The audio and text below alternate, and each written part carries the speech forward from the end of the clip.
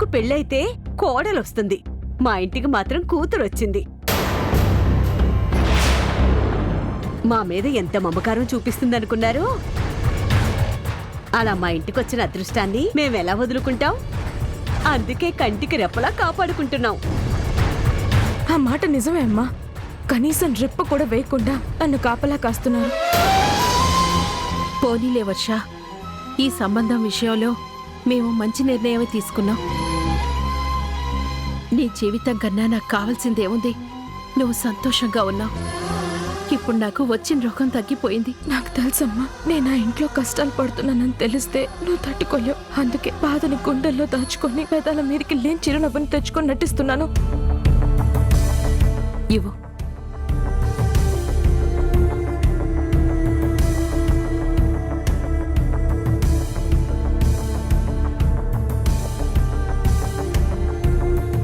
వదిన గారు, మిమ్మల్ని ఒక మాట అడుగుతాను, ఏమీ అనుకోరుగా? ఎంత మాట? అడగండి వదిన గారు. వర్షతో మాట్లాడి చాలా రోజులైంది. తన పెళ్ళై వెళ్ళిపోయిన దగ్గర నుంచి ఏదో తెలియని లోటు. ఈ మధ్య నా మనసు కూడా బాగాలేదు. అందుకే వర్షని ఓ 2 రోజులు ఇక్కడే ఉంచుకొని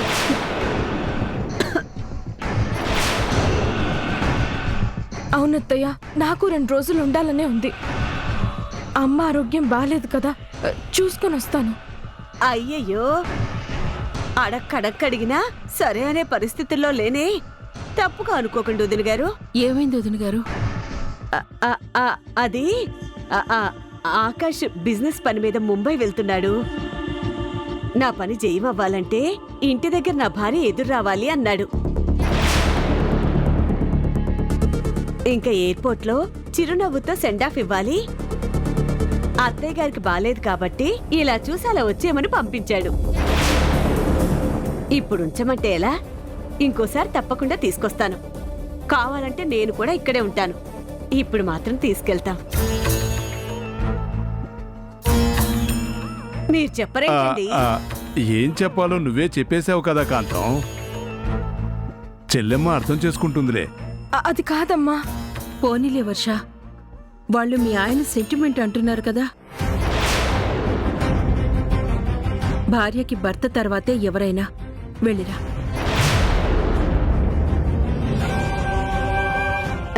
సరే వదిన గారు, ఇప్పటికే ఆలస్యమైంది. మరి మేము వెళ్ళొస్తాం. అదేంటి వర్ష, పదమ్మా. ఉండండి, అప్పుడే వెళ్ళిపోతారా?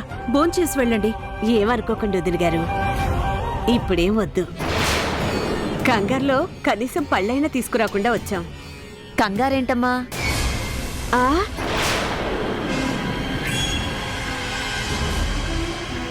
అదే వదిన గారికి ఎలా ఉందో చూడాలన్న కంగారు. వర్ష, పదమ్మా. ఇప్పటికే మీ ఆయన నీకోసం ఎదురు చూస్తుంటాడు. వెళ్ళమ్మా.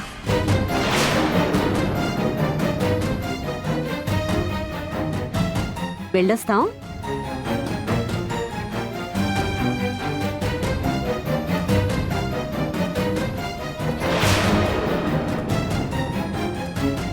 నిజంగా ఈ రోజుల్లో ఇంతగా అభిమానించే అత్తగారుంటారా అమ్మా? నీకన్నీ అనుమానాలే. తేడా ఏమన్నా ఉంటే మన వర్షమ్మ చెప్తుంది కదా. ఆ ఇంట్లో నా కూతురు ఆనందంగా ఉంటుంది. ఇప్పుడు నాకు మనశ్శాంతిగా ఉంది. సరే, వెళ్ళి పని చూసుకో.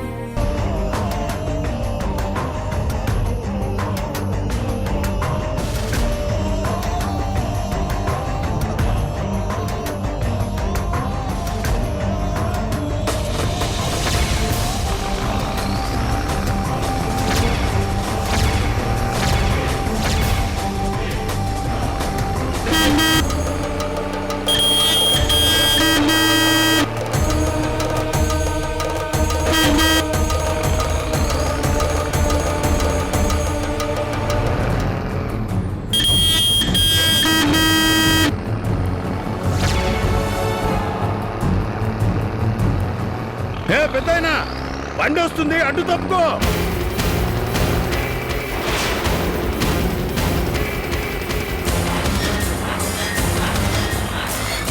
హే, హే, హే.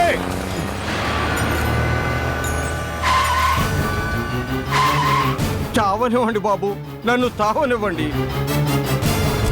ఏయ్ ముసలడా, నువ్వు సావడానికి నా బండే దొరికిందా? అంతగా చావాలనుకుంటే ఏదైనా కొండ మీద ఎక్కి దూకి చావు, అంతేగాని నువ్వు చచ్చి మమ్మల్ని ఎందుకు చంపుతావు? నన్ను తావనివ్వండి బాబు. హే, హే, పెద్దాయనా లే. ఏంటిది పెద్దాయనా? ఆ? లే. ఏంటయ్యా పెద్దాయనతో నా మాటలు మర్యాద లేకుండా? ఇప్పుడేం జరగలేదు కదా, వెళ్ళు. ఆ బండి నా మీద ఎక్కించుకుని వెళ్ళిపోవాయా? నీ మీద నుంచి బండి ఎక్కించుకుని వెళ్తే నేను జీవితాంతం జైల్లో ఉండాల్సి వస్తుంది. పిచ్చోళ్ళ ఉన్నాడు సార్, ఏదైనా హాస్పిటల్లోనూ పిచ్చాసుపత్రిలోనూ చేర్పించండి సార్. వెళ్ళవయ్యా, వెళ్ళు. వెళ్ళండి పెద్దాయన.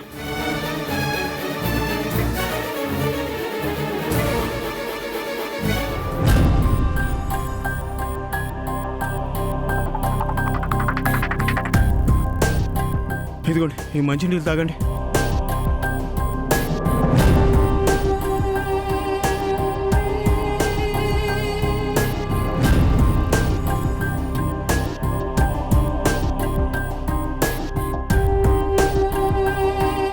ఏంటి పెద్దాయన, నలుగురికి మంచి చెడు చెప్పాల్సిన మీరు ఎందుకు ఇలా చేశారు? మంచా ఎక్కడుంది బాబు ఈ లోకంలో మీరన్న మంచి?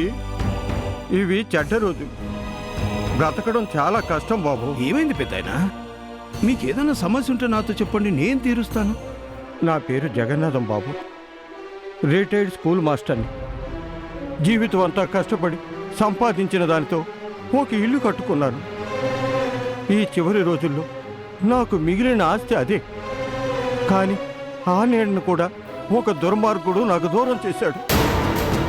నా ఇంట్లో నుంచి నన్ను గెంటేసి ఇది నాది అని ఆక్రమించుకున్నాడు. ఎవరికి చెప్పినా వాడికి ఎదురు వెళ్ళలేరు. వాడిని ఎదిరించే వయసు నాది కాదు. అందుకే బాబు చచ్చిపోవాలనుకున్నాను. మీరు నాకు ప్రాణం పోయలేదు, నా కష్టాన్ని తిరిగి నాకు ఇచ్చారు. జగన్నాథం గారు, ఈ లోకంలో మంచి అనేది చచ్చిపోలేదు జగన్నాథం గారు. మీ ఇంటిని కబ్జా చేస్తే ఎవరు చూస్తూ ఊరుకోరు. మీరేమీ చేయలేకపోవచ్చు, కానీ నేను మీకు సహాయం చేస్తాను. నిజమా బాబు? మీరు నిజంగా నాకు సాయం చేస్తారా? తప్పకుండా చేస్తాను మాస్టారు, మాటిస్తున్నాను. ఇప్పుడు చెప్పండి, వాడి పేరేంటి? వాడి పేరు దేవరాజు.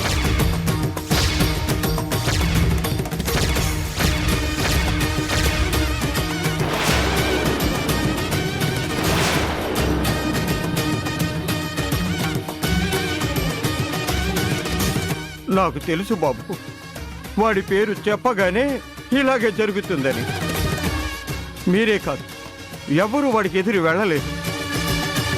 ఎందుకంటే వాడు మనిషే కాదు, వాడికి మనసు అనేదే లేదు. అందుకే కదా ఈ వయసులో ఎన్నిసార్లు వెళ్ళి కన్నీళ్ళు పెట్టుకున్నాను, వాడి కాళ్ళు కూడా పట్టుకున్నాను. అయినా వాడు కరగలేదు.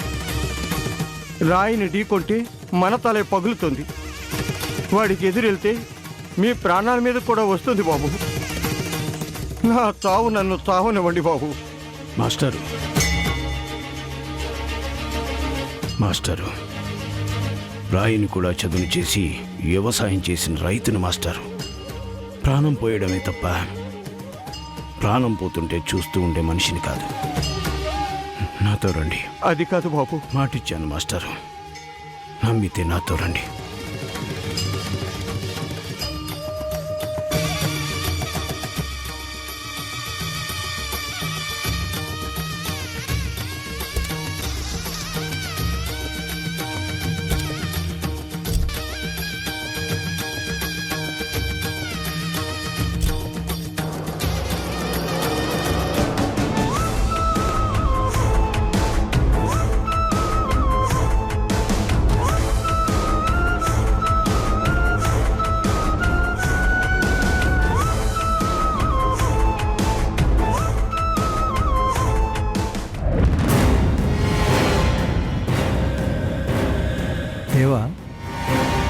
సేట్ కిందటి నెల 5వ తారీఖున 7 లక్షలు ఇచ్చాడు.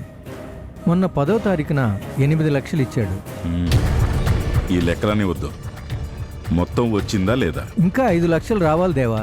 అయితే వెంటనే ఫోన్ కొట్టు. వెంటనే ఇస్తే 5 లక్షలు. ఎన్ని రోజులు లేట్ అయితే అన్ని లక్షలు పెరుగుతాయని చెప్పు. నమస్కారం బాబు.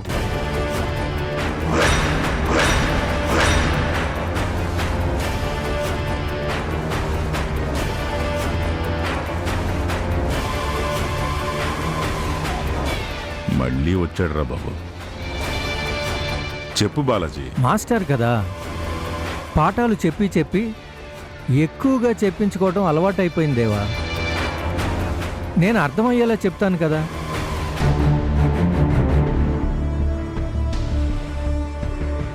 చూడండి మాస్టారు, అసలే ఎండలు ఎక్కువగా ఉన్నాయి. ఇంత ఎండలో ఈ వయసులో మీరు చెప్పులు అరిగేలా ఈ ఇంటి చుట్టూ ఎన్నిసార్లు తిరిగినా మీ ఇల్లు మీకు రాదు. ఇదే ఏ గుడి చుట్టూనూ తిరిగామనుకో పుణ్యం వస్తుంది, మరో ఇల్లు కట్టుకునే శక్తి వస్తుంది, లేదా సమయానికి ఇంత ప్రసాదం వస్తుంది. అది తినటం మానేసి మమ్మల్ని ఎందుకు తింటావు? అది కాదు బాబు, నా జీవితాంతం. చాలు, ఇప్పటికే చాలాసార్లు చెప్పావు. చెప్పే ఓపిక నీకున్నా వినే సహనం నాకు లేదు. నువ్వు జీవితాంతం సంపాదించిందంతా పెట్టి ఒక ఇల్లు కట్టుకున్నావు, అది నేను కబ్జా చేశాను. అయినా ముసలోడా, ఈ వయసులో నువ్వు ఒక నీడలో ఉండాలి. అది ఇంటిలో ఉంటే ఏంటి, చెట్టు కింద ఉంటే ఏంటి. అందుకే కదా ఆ ఇంటి ముందు టెంట్ వేసినా నేను నిన్నేమి అనలేదే. ఊరుకున్నాను కదా అని ఇలా ప్రతిసారి వచ్చి ఇబ్బంది పెడితే నాకు బీపీ సర్రమని లేస్తుంది. దాంతో నీకు హార్ట్ ఆగిపోతుంది. అప్పుడు ఇంటికి బదులు శ్మశానంలో నీ సైజ్ స్థలం వస్తుంది. మరదేదో ఇప్పుడే చేయొచ్చు కదా దేవా.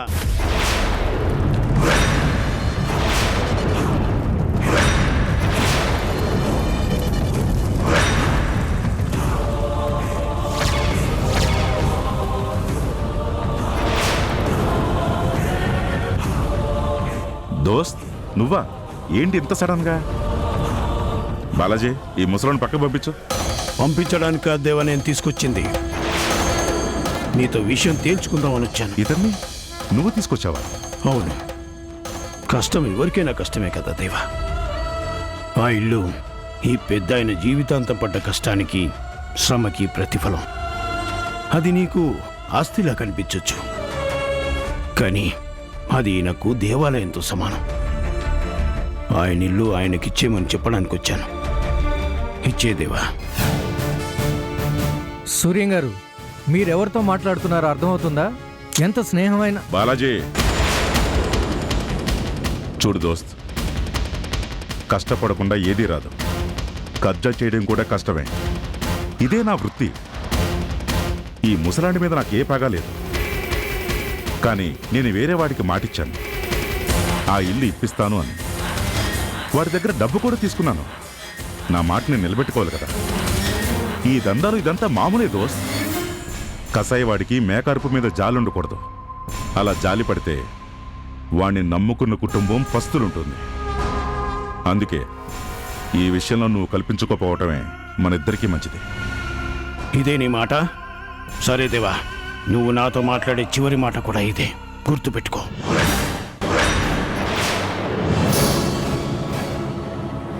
అన్యాయం వైపు ఈ సూర్యం ఎప్పుడూ నిలబడదు. నీతి ఎక్కడుంటే నేను అక్కడే ఉంటాను. ఒక్కటి గుర్తుపెట్టుకో దేవా, ఇంతమందిని బాధ పెట్టి సంపాదించిన ఆస్తి ఎప్పటికీ నిలబడదు. అది ఏదో ఒకరోజు వాళ్ళ కన్నీళ్లలో కొట్టుకొని పోతుంది.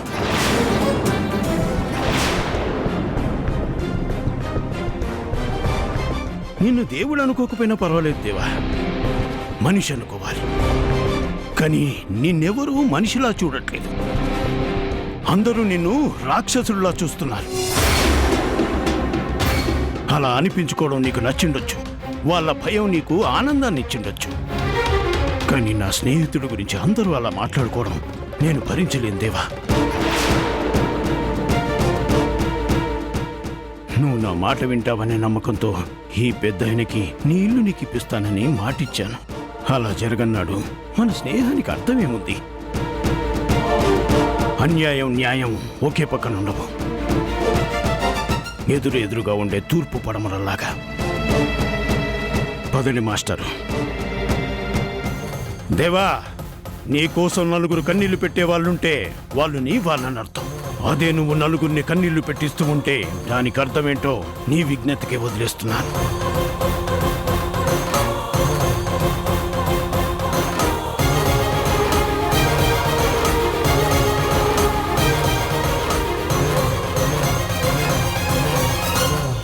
అరే ఏందన్నా, దోస్తని సనువిచ్చావు కదా అని సంకనెక్కుతున్నాడా సూర్యం?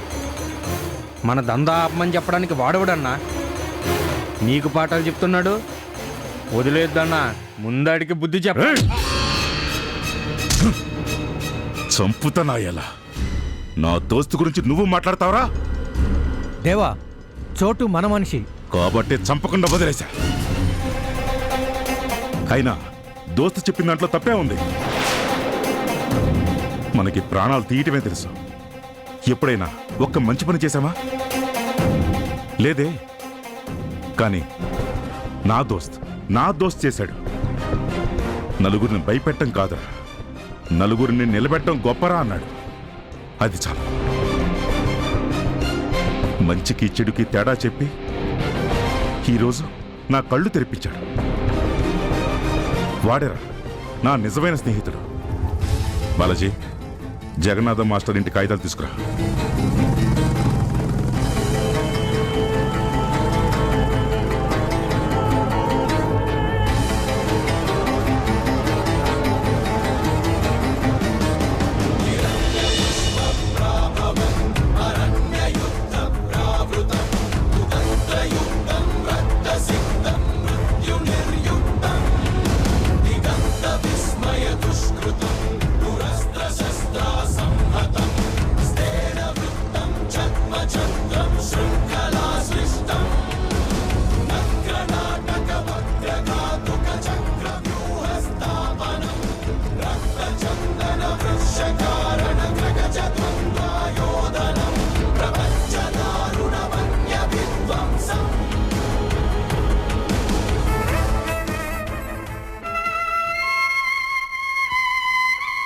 ఎందుకే పిచ్చిదానా ఆ ఇంటి వైపు అలా చూస్తావు?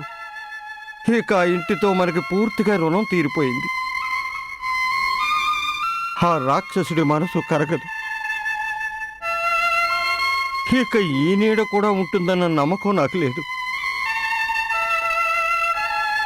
వాడు మనల్ని బ్రతకనివ్వడు. చావు మనల్ని హక్కున చేర్చుకోదు. అంతే.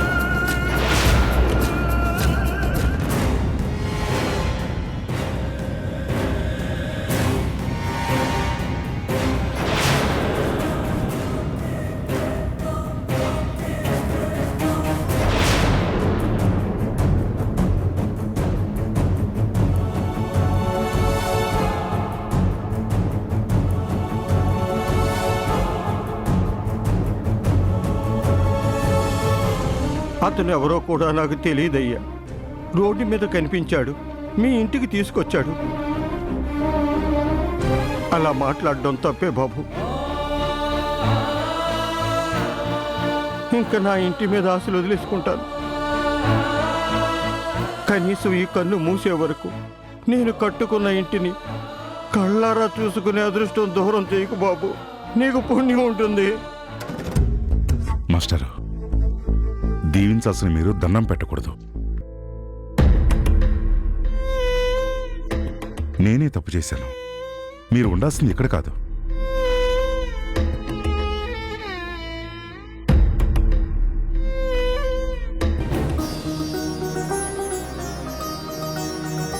ఇది మీ కష్టాచితం. హాయిగా మీ ఇంట్లో మీరే ఉండండి.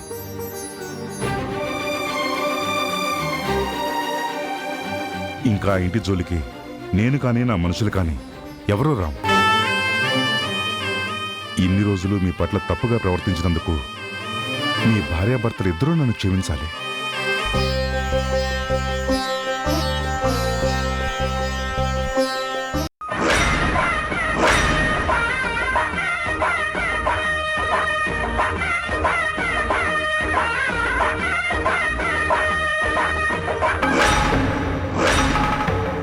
అమ్మా పూజకి టైం అవుతోంది, కూర్చోండి. ఓం క్షీరోదండప్రదేశేషు సుమనివలసత్సైకతేనోక్తికానాం మాలాక్లప్తాసనస్తస్ఫటికమణిభైర్మౌక్తికైర్మండితాంగః శుభ్రైరభ్రైరదభ్రైరుపరివిరిసితైర్ముక్తపుండీకవర్షైః